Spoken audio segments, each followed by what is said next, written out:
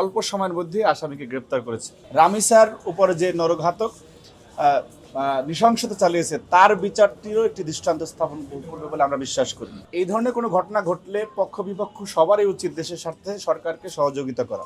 দৃষ্টান্ত যদি স্থাপিত হয় আমরা বিশ্বাস করি যে এই ধরনের আর ঘটনার কোনো পুনরাবৃত্তি বাংলাদেশে ঘটবে না। রামিসার বিষয়ে যেটি ঘটেছে সেটি বাংলাদেশের সকল মানুষের বিবেকে নাড়া দিয়েছে। মানুষ প্রচণ্ড রকম এটিতে ক্ষুব্ধ, কারণ এই ধরনের বর্বরতম নৃশংস এবং যে নরঘাতকের মাধ্যমে যে ঘটনাটি ঘটেছে সেটি সবার হৃদয়ে নাড়া দিয়েছে।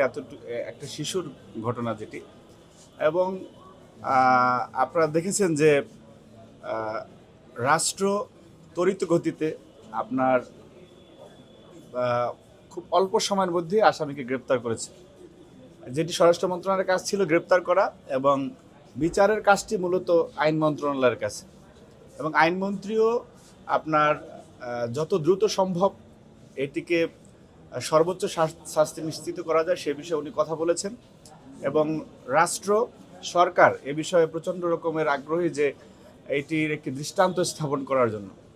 দেখুন, বাংলাদেশে এই ধরনের ঘটনা পূর্বেও ঘটেছে, এবং এই ঘটনার যদি আমরা প্রত্যেকটা ঘটনার পরে আমরা বলে থাকি যে দৃষ্টান্তমূলক শাস্তি চাই, দৃষ্টান্ত যদি স্থাপিত হয় আমরা বিশ্বাস করি যে এই ধরনের আর ঘটনার কোনো পুনরাবৃত্তি বাংলাদেশে ঘটবে না।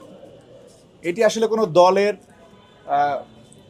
স্পেসিফিকভাবে কোনো দলের কারো ব্যর্থতা বলে আমরা মনে করি না। কারণ হচ্ছে এটি এই বাংলাদেশে এই ধরনের নরপশুদের মাধ্যমে ঘটনা ঘটেছে, বিচারহীনতার কারণে ঘাতকরা এই ধরনের সাহস আবার দেখিয়েছে। এবং আমরা যতটুকু শুনেছি যে ওই নরপশু সে অনেকটা মাদকাসক্ত, আবার অর্থাৎ একটা ঘটনার সাথে অনেকগুলি ঘটনা সামনে আসে। আমরা যদি এই যে মাদকের যে বিস্তার সেটিকে যদি দমাতে পারতাম, এটা আমাদের সামষ্টিকভাবে রাষ্ট্রীয় ব্যর্থতা বলে আমি মনে করি।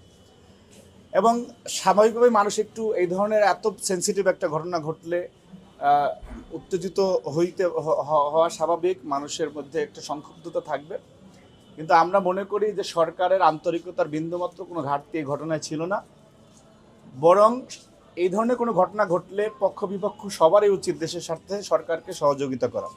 সেখানে যদি সরকারের কোনো আন্তরিকতার ঘাটতি থাকে সেই বিষয়ে আমরা প্রশ্ন তুলতে পারি, এবং সংশ্লিষ্ট যারা দায়ী তাদের আমরা বিচারও চাইতে পারি যে অমুক মন্ত্রী বা অমুকের এখানে দায়বদ্ধতা রয়েছে।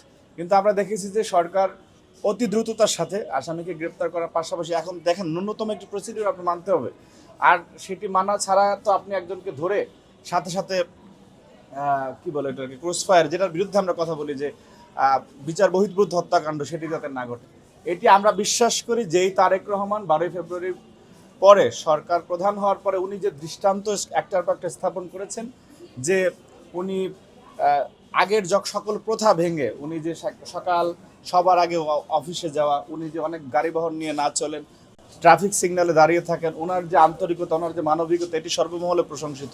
এমন অসংখ্য দৃষ্টান্ত অল্প কয়েকদিনে যিনি স্থাপন করেছেন, তার সরকার রামিসার উপরে যে নরঘাতক নৃশংসতা চালিয়েছে তার বিচারটিরও একটি দৃষ্টান্ত স্থাপন করবে বলে আমরা বিশ্বাস করি।